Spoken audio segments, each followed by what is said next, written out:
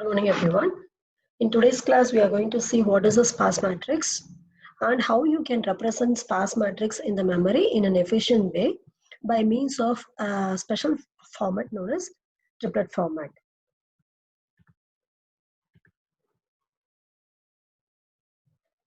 Say as sparse matrix. Okay. So, what is a sparse matrix is if A is a matrix with m rows and n columns, then this matrix will have totally m cross n elements. And sparse matrix is a special kind of matrix which has more zero elements when compared to non-zero elements. So what is the meaning of more? For that only we have this formula. You count the number of zeros in the matrix. If that zeros is greater than half of the size means m into n by 2. If the number of zeros is greater than half of the size, then we will say that the matrix is a sparse matrix. Now, this sparse matrix is having a disadvantage. Generally, when we get real-time data, many of the data will be zeros only. Zeros in the sense not filled by the user. So the default value 0 will be maintained. Okay, so when the sparse matrix is entered, there is a disadvantage of the sparse matrix. So what are the disadvantages we have? The first disadvantage is there is a wastage of memory space because the sparse matrix contains large amount of zero and these zeros are not going to convey any useful information to the user. So you are wasting memory to store the zeros which are not conveying any useful information. Okay, so this is the first disadvantage. And the second disadvantage is wastage of processing time. What is the meaning of processing time here is they are telling you just traverse all the elements of the sparse matrix and print them. So imagine that my matrix is having 100 rows and 100 columns. Totally, I will have 100 multiplied by 100, that is, I will have 10,000 elements in that matrix. Suppose only 10 elements are non-zero out of those 10,000. Actually, you are wasting so much amount of memory to store the non-zero elements. When I tell you print the non-zero elements alone, what you have to do, you have to write 2 for loops. Every for loop will run 100 times. You will search and you will print. You will totally search 10,000 elements, but you will search only 10 or 5 elements which are non-zero. So that is going to waste the processing time of the CPU. So our aim is we have to write efficient program. So you have to avoid wastage of memory as well as you have to avoid wastage of the processing time. For that, we go for a special representation. Let us focus on that representation. Up to sparse matrix you know, but this is new in data structure. So what is the solution to overcome those two disadvantages? So we have a special representation known as triplet format. You can see here it is called as triplet format to store the sparse matrix. So in triplet format, what we are going to store is, we are not going to store zeros. Instead, we are going to store only the non-zero elements. Okay, suppose my matrix is having out of 10,000 elements, only 5 elements as non-zero. I will store only those 5 elements. I will not store the 0 elements. For that, I need a special format. That format is called as triplet format. Why it is known as triplet format is we are going to store 3 information about the matrix data. So what all the information we are going to store is the row index in your original matrix, in which row the non-zero element is present, and then column index, okay, and then what is the value of that element. Okay, all these 3 values are with respect to your original matrix, which will have zeros also. Okay, since we are storing the row index, column index, and then value of the non-zero elements, we are storing 3 fields. It is called as triplet format. And this triplet format can be represented in the memory so that memory can be efficiently used. And we can represent this in 2 forms. One is known as array representation and the other is known as linked list representation. Now we are focusing only on arrays. So we are going to consider only the first representation, that is the array representation. We are not going to focus on linked list representation After we finish the third unit, we can consider this as an exercise. Okay. So let us consider first what is the array representation. So in array representation, to represent the sparse matrix, you can use an array. And this array can be either a 2D array, you can use a 2D array to represent the sparse matrix, or otherwise you can use 1D array of structures. Okay, let us consider this 1D array of structures. This word is very, very important. Okay, so either you can use 2D array of normal matrix or otherwise 1D array of structure. Okay, so now let us see what data we will have with that. First, we will see the array representation, then we will go for the link representation. Here you can see this is the array representation of the sparse matrix. This is my sparse matrix. Okay, why it is sparse matrix is totally there are 3 rows in the matrix and 4 columns. So the total number of elements is 3 multiplied by 4, that is 12 elements. Half of the size is 6 element. If my number of zeros, you can consider here zeros, I have totally 2, 4, 6, 8 zeros. The number of zeros 8 is greater than half of the size 6, so it is a sparse matrix. Okay, I am considering only a small matrix to explain you. Now, this is the normal matrix. We are going to represent this in the triplet format. And let us consider what is the triplet format. In the triplet format, you can consider here the first row. Okay, I told you in triplet format, we are going to maintain 3 information. One is the row, and then second is the column, third one is the value.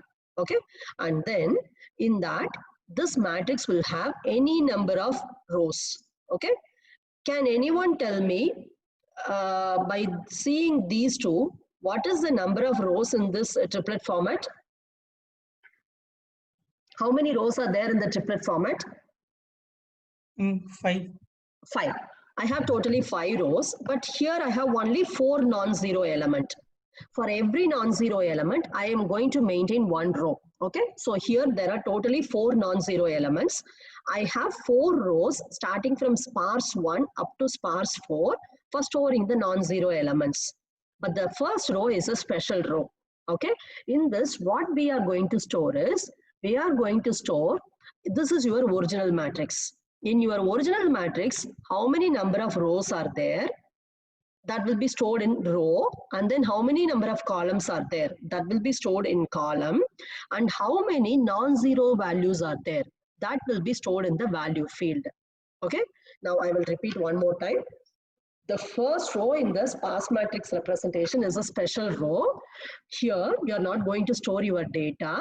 Instead, you are going to store something called as metadata. Okay, try to understand the term metadata.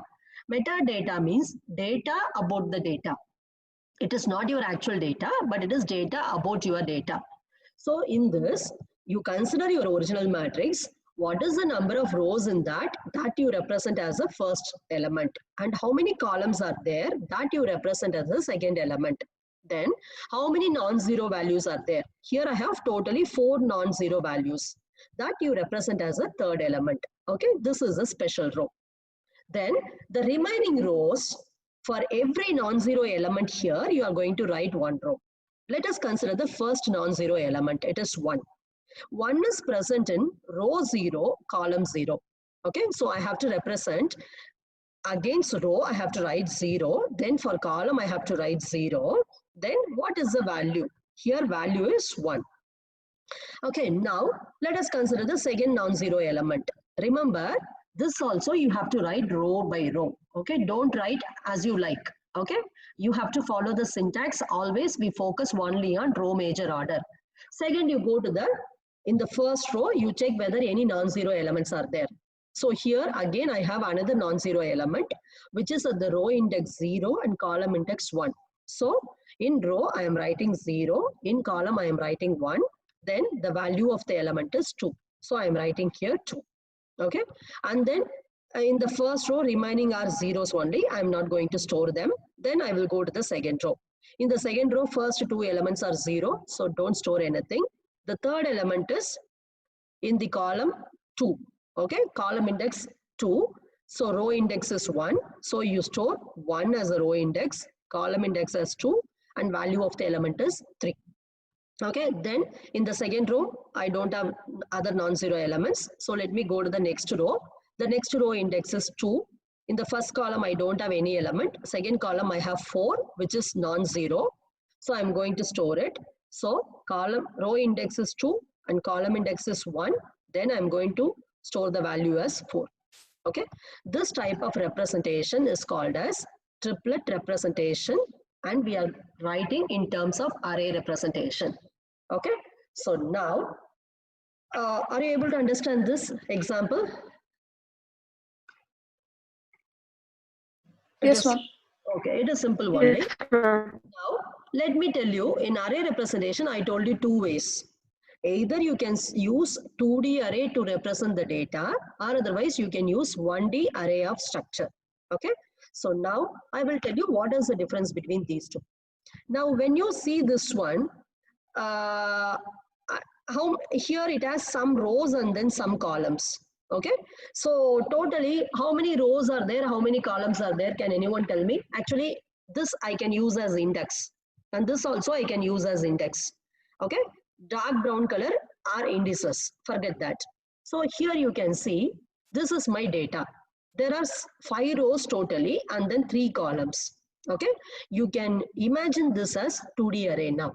Okay, so to represent this data you can use 2D array. This is one way. And the second way is, now assume that this row, column and value are members of a structure. You all know what is a structure. Structure is nothing but it is a data type which will store data of different data types. It is a user defined data type actually. By using structure, you can group related data items but of different data types. Whereas by using array, you can group related data items of the same data type, but by using structure, you can group related data items of different data type. Now, I am going to relate this row, column, value as a structure. This will be considered as a structure. Okay. Now, you can see here, since this is a structure, I can use a concept of array of structures. Okay, why I have array of structures is every row here is imagined as a structure. Since I have totally 5 rows, I can use array of structures. Okay, so either you can use 2D array or otherwise 1D array of structures to represent your sparse matrix. In our syllabus, we are going to focus on the second method. Okay, if you want, you can practice the first method also, but we are going to focus on the second method, that is 1D array of structures. Okay, so now let me tell you the second way. Okay, the next way to represent the sparse matrix is by means of linked list representation. Okay, so what is linked list representation is, let me show you the diagram, then you will directly understand. In linked list representation, this type of arrangement is called as linked list. That means every element here, you can follow the cursor movement. This is called as node. Okay, every node is connected to every other node. Like your railway train, every compartment is connected to another compartment. Here, every node is connected to another node by means of a link. This arrow is called as link. Okay, actually here what we will have is only the address. I told you already in the introduction slide. Here we will have only the address. Okay, this type of arrangement is called as linked list. We will study in detail in the third unit. Don't worry now. In the linked list, all the nodes other than the last node will have some address here in the last field. Whereas the last node will have something called as null pointer, meaning that it is not pointing to any data. Okay, in the linked list representation, we can store the element by using 4 fields. Every data will be stored by using 4 fields. The first field is nothing but again the row index, and the second field is the column index. Third field is the value, whatever we saw in the structure. In addition, the fourth field will have pointer. Pointer is nothing but address of the next element. Okay, so this is called as linked representation.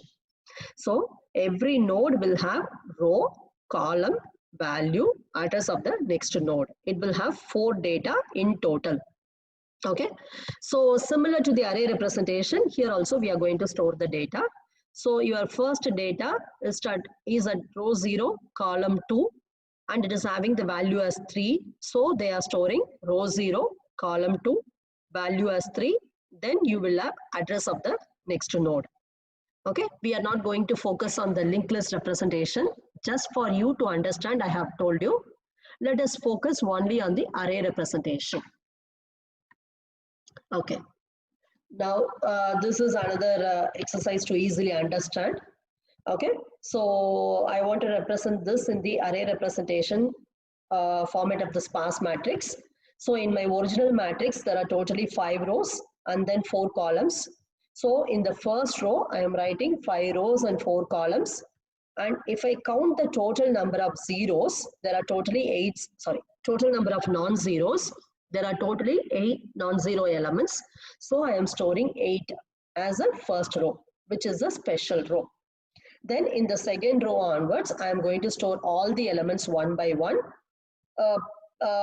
Look at this carefully. You should first store row 0. If they have any non-zero elements, you have to store that. Then you go to row 1, then go to row 2, row 3, and so on. Okay, we are going to focus only on row major order.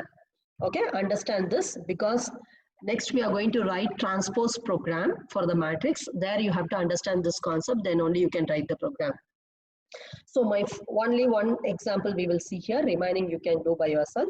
The first non-zero element is at row 0, column 0. So I am storing row 0, column 0, the value is 10. Similarly, you can fill the remaining values. Okay, so this is a sparse matrix representation. Now we are going to see the program for this. Try to concentrate on my voice, that will be fine, I think. Okay. So yesterday we saw that when you want to implement the sparse matrix, first we have to create the structure. The structure is going to have totally, just a minute, students are joining. The structure is going to have totally 3 members. The first member is row number, and the second member is the column, and the third member is the value. Here the row and column are going to tell the row number and column number in the original matrix, and value will tell what is the value of the non-zero field in the original matrix. And we have created a structure for representing this in. Yes, ma'am. Okay, right. So what we are going to do in this sparse matrix program is, you are going to write the main function. In the main function, first you are going to declare a 2D array. Okay, so now you can see here, I have declared, just a minute.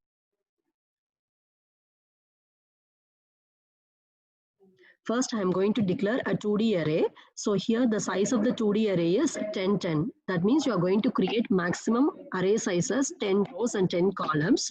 Okay, so you create a 2D array for your program. And then you are going to create an array of structure. Okay, so what is the structure you have created in this program is, just now I told you, we have created a structure called a term. Okay, you are going to create array of structure. That means if you want to create array of integer, you have to write int a of 10. But now you are going to create array of structure. So don't write int. Instead of int, you write the structure name. Here the structure name is term. Okay, so write term T1 of 101. I told you why I am creating 101. 10 rows, 10 columns, multiply, you will get 100. Plus 1 for the metadata. So you have to create 101. This is the worst case only. You will not get definitely 101. But we don't know exactly how many rows we will get in our program. So we are allocating memory for the worst case. Okay. Then after you do this one, try to get the dimension of the matrix from the user. Okay. So dimension of the matrix is nothing but user will be typing how many rows and how many columns are present in the matrix. Read them and store it in the variable m and n. Then you are going to read the elements of the sparse matrix from the user one by one. Sometimes user may type non-sparse matrix also. Okay, simply you are going to read the elements of the 2D array from the user one by one. When you are reading the elements of the 2D array, You can either go for row major order or column major order. But in our syllabus, we are simply going to focus only on the row major order. Okay, you all know what is the row major order. We are going to read the data of the matrix row by row. First, we will read the first row, all the columns. Then we will read the second row, all the columns, and so on. Okay, so we are going to write two for loops now. Outer for loop is for rows and inner for loop is for column. Okay, so in the outer for loop, I have totally m rows. So I am writing I is equal to 0, I less than m, I plus plus. And inner for loop is for column. So I am writing j is equal to 0, j less than n, j plus plus. Now, what you are going to do inside this for loop is, you try to read the value from the user and store it in the array A of ij.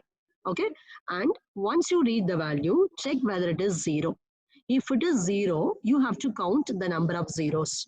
Why we are counting the number of zeros is, based upon the number of zeros only, we are going to decide whether the matrix is sparse or not. So when you are reading the element, immediately check whether the element is 0. If it is 0, increment the 0 counter by 1. Okay, so first I am reading the element by scanf %t comma ampersand a of ij. After reading, immediately I am checking if a of ij is equal to 0. If so, I am going to increment 0 plus plus. Now, what is the zeros is? It is going to tell you how many zeros are there in your matrix. It is a counter. In the first year, you might have studied, whenever you are using anything called as counter or sum, what is very, very important is you have to declare them as 0. When you initialize, you have to initialize them as 0. If you don't initialize them as 0, if you are incrementing by 1, they may have some garbage value, and that garbage value will be incremented by 1. So always remember, when you use counters like this, you see the line number 67, I have given zeros is equal to zeros. Okay, so now you have counted how many zeros are there in your matrix. Next, what you have to do is, you have to check whether the matrix is sparse or not. Okay, so I am checking if number of zeros is greater than m into n by 2. That means more than half of the elements are zeros, so the matrix is a sparse matrix. So I have to print a message to the user that the matrix has this many number of zeros, it is a sparse matrix. Okay, now you can check. Don't worry about the line number 83, just focus on 84. In line number 84, I am printing the matrix as %d zeros. Instead of %t, I have to take the value of the variable 0. Then I am printing it is a sparse matrix. Okay, if it is a sparse matrix, what we are supposed to do? In the first year, you have written only these two lines. But now in data structure, we are going to extend our program. What we are going to do in case of data structure is, if the matrix is a sparse matrix, we are going to create the triplet representation of the sparse matrix. Okay, just now I told you what is triplet representation. That triplet representation first you are going to create. Okay, so to create the triplet representation, I am going to write a function. Okay, so the function name is create triplet. You have to call this function to create the triplet. Okay, and then after you create the triplet, you print the triplet to the user. Okay, for that I am writing another function called print triplet. By calling this function, you print the triplet in the screen. And then after finishing this, you are going to call the function find transpose, which will find the transpose of the sparse matrix.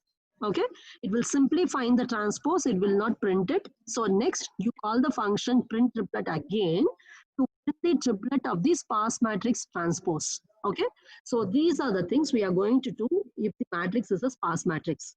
So what we are going to do is, we will be doing 4 things. First is, we are going to call the function create triplet to create the triplet representation of the original sparse matrix. Then we are going to call the function print triplet to print it. Then we are going to perform transpose on the matrix.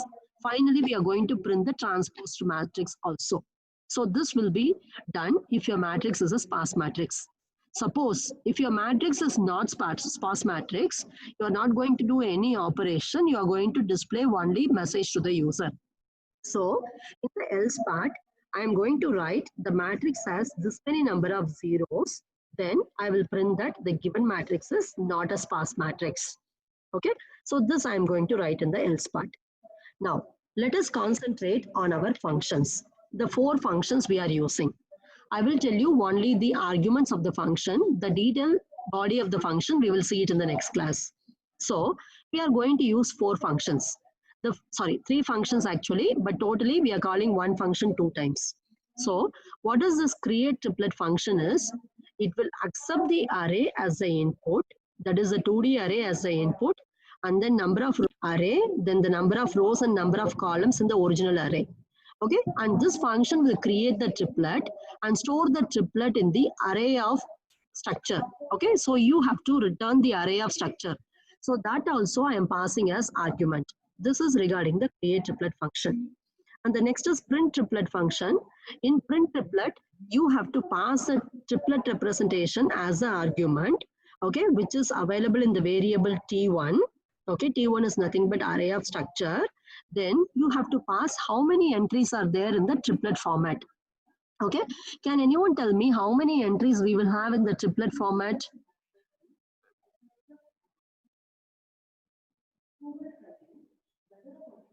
Answer is available in the slide itself. Non-zero. For all non-zero elements, you are creating one entry, then one additional entry for the metadata. So total non-zero, yeah, non-zero plus one entries you will have.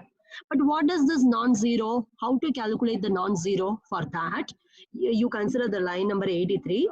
Non-zero is nothing but the total size of the matrix minus 0. Okay, total size of the matrix is m multiplied by n. Minus 0 will give you how many non-zero elements are there in your matrix. Okay, that plus 1 you have to pass as argument to the print triplet function. Okay, and then find transpose. This function is going to accept your triplet representation as one argument. Then it will transpose that and store the answer in the another triplet representation. So you have to pass two triplet representations as arguments to this function. So for triplet representation, we are using array of structure. So I'm going to pass two array of structures, T1 and T2 for this argument. You can see now in the variable declaration, I have created term T1 of 101 and T2 of 101. This you are going to pass as argument to the transpose function, find transpose function. And after the transpose is over, your answer will be available in T2. Okay, this you have to print. For printing, we are using the function print triplet. You have to call this function again, but don't pass T1 as the argument.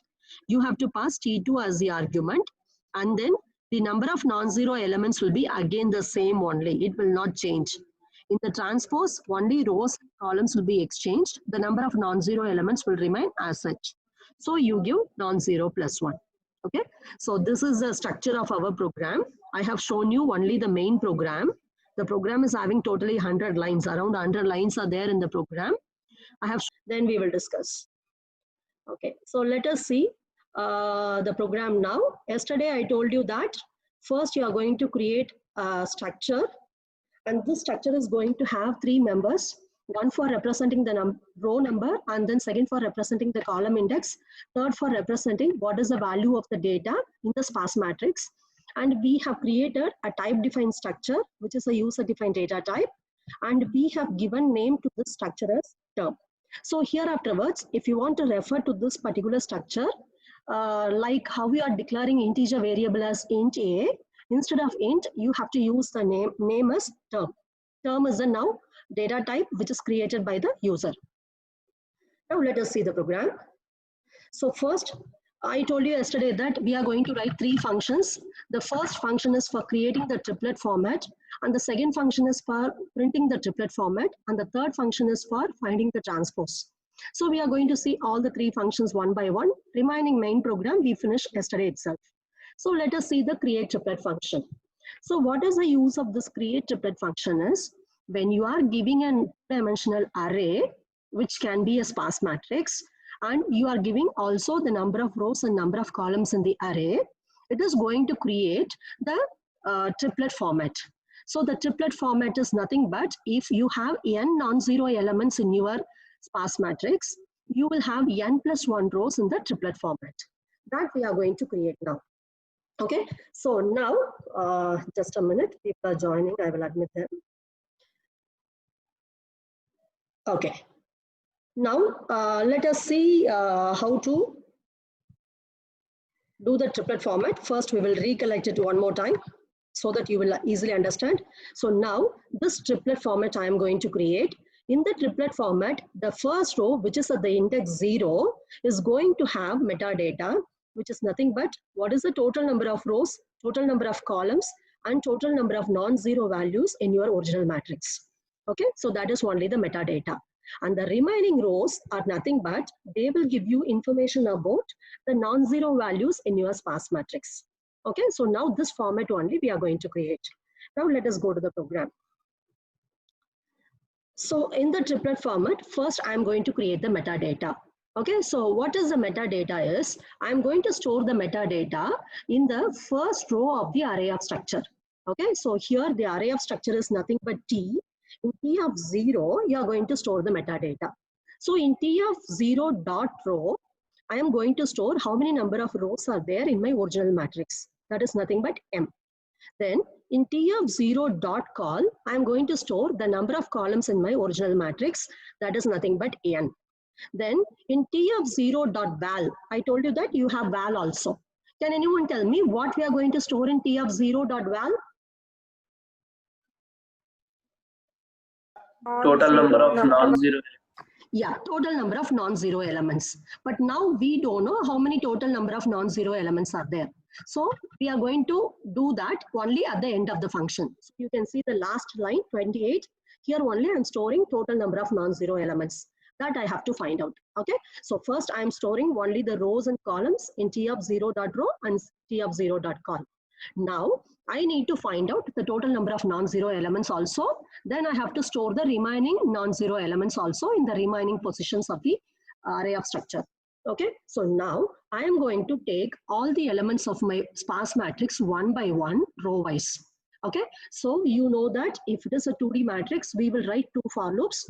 Outer for loop is for number of rows. So I am writing I is equal to 0, I less than M, and then I plus plus. And inner for loop is for number of columns. So j is equal to 0, j less than n, j plus plus. Now what you are going to do inside this loop is, you read, you get the element from the array one by one, that is this array, 2D array one by one, and check whether the element is 0. If the element is 0, do you need to store it in the triplet format? If the element is 0, no. Because we are going to store only the non-zero elements. Okay, so if the element is 0, just go to the next element. So we are giving continue. In C programming, you have studied that when we are giving continue inside a loop, it will skip the remaining part of the loop. That means it will skip line number 22, 23, 24, 25. Then it will go to the next iteration. Next iteration is nothing but it will come to line number 18. Then it will take j is equal to 1. Okay, so that means in the first row, it will take the second element. Okay, so try to understand continue. Why I'm giving continue here is, if the element is 0, I'm not going to store the element in the triplet format. So I have to skip the remaining part of the loop, which is going to that particular work. So I have to skip it and go to the next element in my matrix. Okay, so if it is not 0, if it is 0, you are continuing. If it is not 0, what you are supposed to do is, you have to store the first entry of the non-zero element in the triplet format. Okay, so for that, initially k is 0. Now you have to store the next entry in the index 1. So we are incrementing k plus plus. Okay, now what I'm going to do here is, let me show you in the diagram. So now I finished this 5, 4 storing. 8 I did not store. I am still this work is still pending. Now I am going to this particular row. Okay, here the index is 1 because for the first row index is 0. For this row index is 1. Next, for the next row index is 2.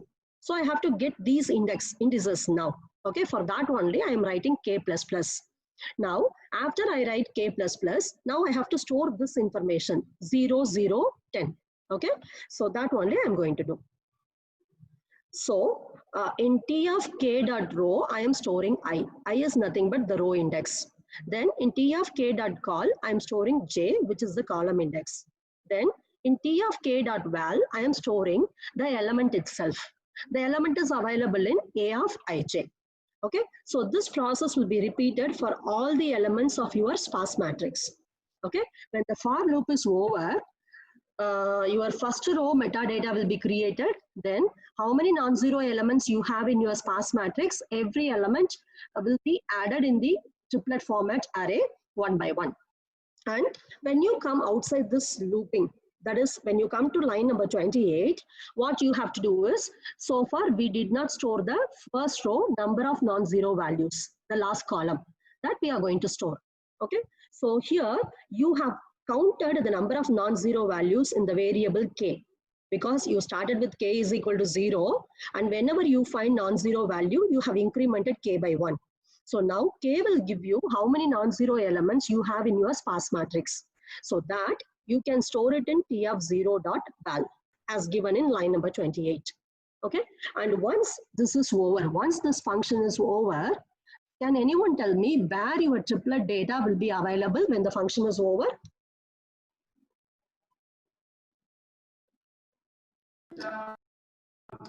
Array T. It will be available in the array T. Okay, so now since we have passed the array by name, it is passed by address. So all the values you do, all the changes you do inside this function, able to understand this function. So let me go to the next function. So the next function is print triplet.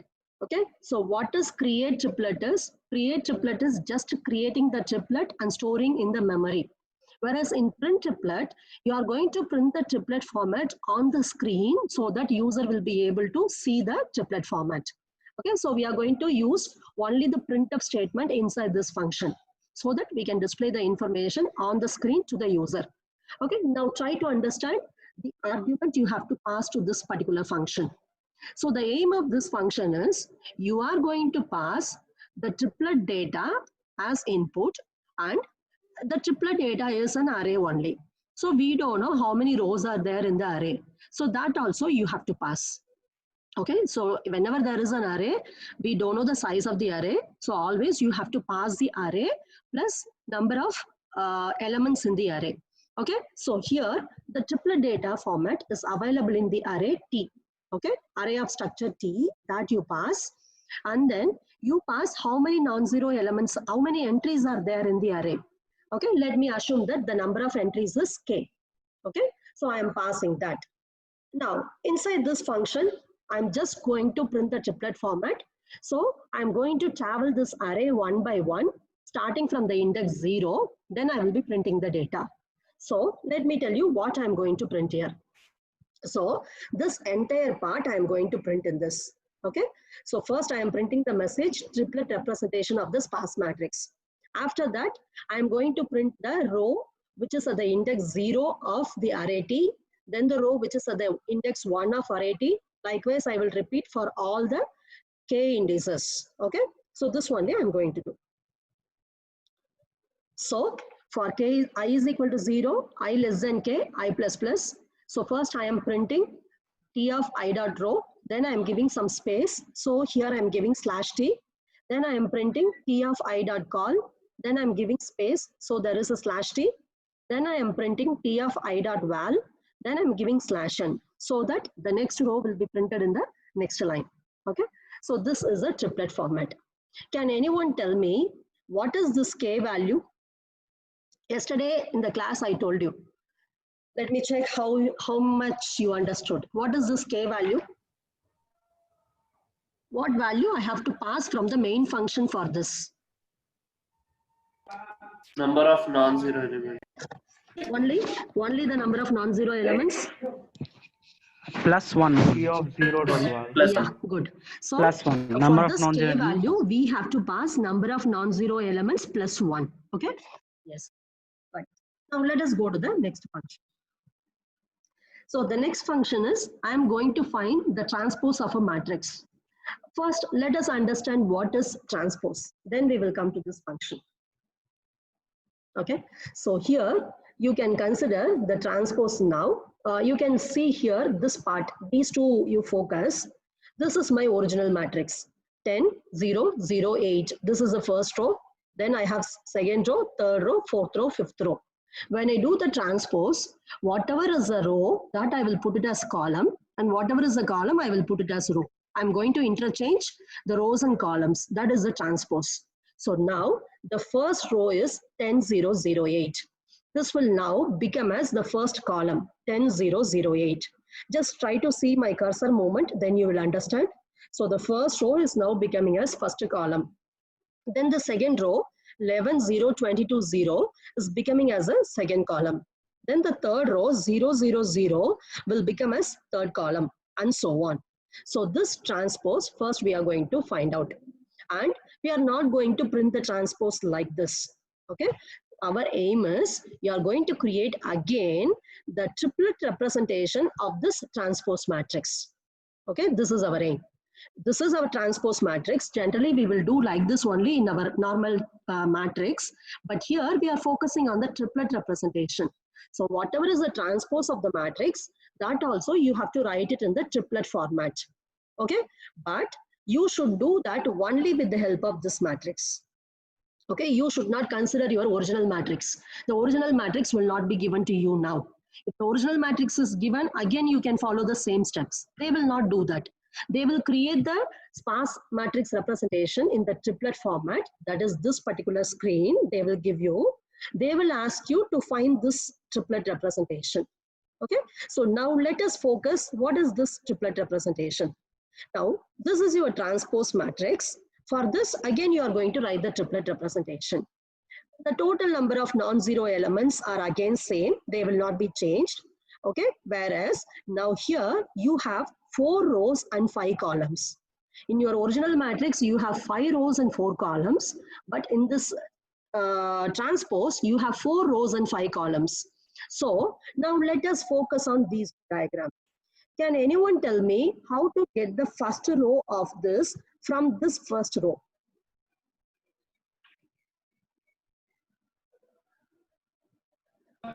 Interchange the row column. First row with I first can column. hear some voice, but I think your voice is very low. I'm not able to hear clearly. See, now what we are going to do is, we are going to take this first row. We are going to interchange the number of rows and number of columns to get this first row. Okay, you can see here, this 5 is number of rows. Now it is represented in number of columns. Then 4 is number of columns, that is represented as number of rows. After that, this 8, total number of non-zero elements, will remain as such. When you transpose the matrix, you are simply changing the order. You are not changing any element. So total number of non-zero elements will remain as such. So now from this row, we are going to create this row. Okay. Now I will tell you the program how to do that. Then we will come to the remaining part. So to find the transpose of a matrix, you are going to pass the triplet format of the first matrix, and then you are going to pass another array of structure to store the triplet format of the transposed matrix. Okay, so this T1 we have the value, but T2 is now empty. You are going to form this T2 now. Okay, now let us focus on the lines 46, 47, 48. That only I told you now how to do that. So in your T1, your data is available. You take the first row at the index 0. Whatever is the column in that you store it in the row. Okay. Similarly, take T1 of 0. You take the row of that, store it in T2 of 0 dot col. And then T1 of 0 dot val, you have to store it in T2 of 0 dot val. Okay. When these 3 lines are executed, we will form only one row. Only this particular row is formed. Now our aim is, we have to construct the remaining rows. Okay, the remaining rows we have to construct from these rows. Okay, so how to do this one is, see here, first you have to take the column 0 in the original matrix. Okay, and you have to take all the elements with column 0 one by one. That is nothing but, you take the first element 0, 0, 10. Here column 0. Okay, that you have to place it here 0, 0, 10. Okay, and then take the next element with column 0. This is the next element. See the cursor movement 1, 0, 11. Okay, so this you are going to consider. This 0 is the column number that will now become as a row number. And then this 1 is the row number that will become as a column number. And then this 11 will be placed as such. Okay, after this, you go to the next column 0, this element 3, 0, 20. Okay, now this 0 will become as the row index, and then this 3 will become as the column index, and then this 20 will be represented as such. Okay, now what I have done is I have taken the original triplet matrix. In that, I have considered only the elements with column 0. Okay, whatever is the element with column 0, that I am going to store it in the new triplet representation. But I'm not going to store as such. I'm going to exchange the rows and columns. But element, that is the value field, I'm going to retain as such. Okay, after you finish the column 0, next you have to go to column 1. Where we have column 1 is, you can see here 4, 1, 10. Here only we have column 1. This you have to consider. This 1 is column number that you put as row number. Then take this 4, you put it as the column number. Then 15, you write as such. Okay, now we have only one element with column number 1. Then go to column number 2. Okay, again you have to start from the starting only. Column number 2, here we have 1, 2, 22. That you have to store. Likewise, you have to proceed for all the columns in your matrix. Okay, now let us see how to write the program. Excuse me, So, ma'am. now what I told you first, you are going to consider Yes, ma'am. all the columns in your matrix and you are going to start with column 0. Okay, so outer for loop is for starting with column 0. So I am writing I is equal to 0. Then you have to consider for all the columns in your matrix. So where we have the number of columns in our matrix is in the T1 array, in the first row, we have number of columns, number of rows, and number of non-zeros. Okay, so from there only you have to take how many columns are there. Okay, so I is 0, I less than T1 of 0 dot call I plus plus. Why this I plus plus is after finishing column 0, you have to go to column 1 and so on. Till you finish all the columns, we are going to do this procedure. Okay, so the outer loop is for considering the elements column wise. Now, what is the inner for loop? So I told you in the outer for loop, you are going to consider column wise, and in the inner for loop, you will check whether that particular element belonging to that particular column or not. Okay, so you are going to now start with j is equal to 1. Okay, so why I am starting with j is equal to 1 is in my first row with the index 0, I am not storing any element. I am storing only the metadata. My elements are stored only from the index 1. Okay, so I am going to start with j is equal to 1. Then I am writing j less than or equal to t1 of 0 dot val. What data is available in t1 of 0 dot val is how many non-zero elements are there in your data that is available. Okay, so you are going to take all the non-zero elements one by one. Then you will check how many of these non-zero elements are with the column 0 that you are going to store it in the transpose matrix. Okay, after finishing the 0 index, we are going for 1 index. Okay, so for that only we are writing T1 of 0 less than val. We have to search for all the elements one by one. Okay, now what we are going to do is we are going to check whether the column is equal to I. First, we are checking whether column is 0. Then we are checking whether column is 1. Okay, so what we are checking here is whether T1 of j dot call is equal to I. When the column is I, what you have to do is you have to transpose the values. Okay, so I am now taking T1 of j dot call. I am storing that in T2 of k dot row. Okay, so try to understand the index here. Here it is j, but in this the index is k. Why it is k is, first k is 1. Whatever is the data that you are going to store in the row index of 1 in the T2 matrix. Then you will increment k by 1. The next data will be stored in the row index 2 and so on. Okay, so I am interchanging now the rows and columns. Then whatever is the value, I am storing the value as such. After that, I am